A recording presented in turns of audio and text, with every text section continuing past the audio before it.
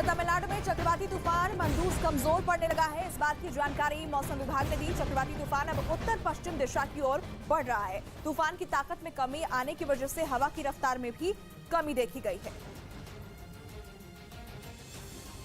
बंगाल की खाड़ी से उठे तूफान मंदूस का असर रात भर तमिलनाडु के कई जिलों में दिखा। रात भर चेन्नई समेत कई जिलों में तूफानी हवाओं के साथ बारिश होती रही। मंदूस तूफान की दस्तक के साथ ही समंदर में ऊंची ऊंची लहरें उठने लगी और समंदर का पानी सड़क तक आ गया। तूफान की वजह से समंदर में उठे उफान का आलम ये रहा कि पानी धीरे धीरे निचले इलाकों की तरफ बहने लगा और मूसलाधार बारिश की वजह से कई इलाकों में पानी भर गया।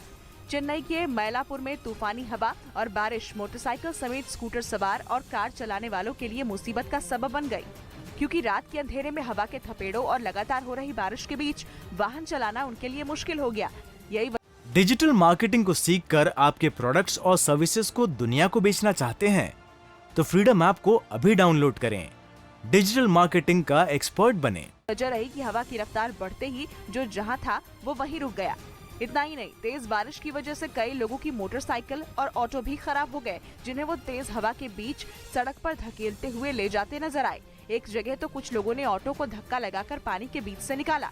समुद्र में उठ रही ताकतवर लहरों की मार से तट पर बंधी नावों को भी नुकसान पहुंचा।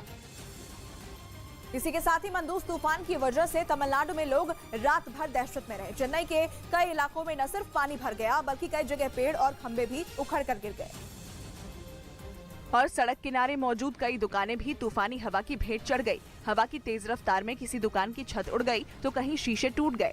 मूसलाधार बारिश की वजह से कई इलाकों में पानी भी भर गया, जिसने लोगों की मुश्किलों को और बढ़ा दिया। उधर सुरक्षा के लिहाज से प्रदेश के 27 जिलों के सभी स्कूलों को 2 दिनों के लिए बंद कर दिया गया।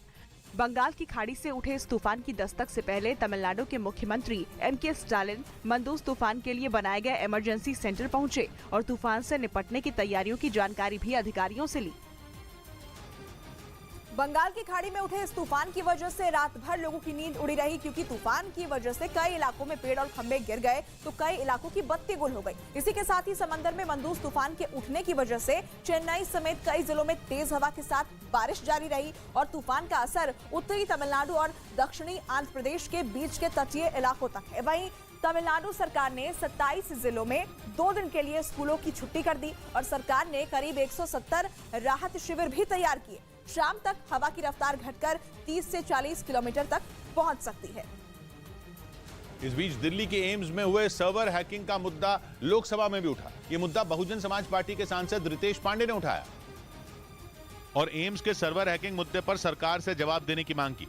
कायदे से हैकरों की पहचान हो पाई। असल में करीब 2 हफ्ते पहले दिल्ली एम्स का सर्वर हैक हो गया था, लेकिन कुछ दिनों बाद उसे दुरुस्त कर लिया गया।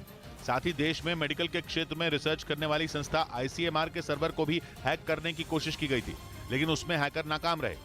इस बीच वर्ल्ड बैंक ने दावा किया कि भारत में जल्द इतनी रिकॉर्ड तोड़ गर्मी पड़ेगी कि वो इंसान की बर्दाश्त करने की सीमा ही तोड़ देगी। उसकी रिपोर्ट में कहा गया कि भारत में गर्मी अब जल्दी आ रही और ज्यादा लंबे वक्त तक रह रही है, जो कि बिल्कुल सही है। इस साल मार्च में ही तापमान ने ऐसा उछाल मारा था कि रिकॉर्ड बन गया था। वर्ल्ड बैंक का कहना है कि भारत में बहुत जल्द गर्मी उस तापमान पर पहुंचने वाली है कि इंसान के शरीर के लिए उसे झेलना नामुमकिन हो जाएगा और नतीजा होगा मौत।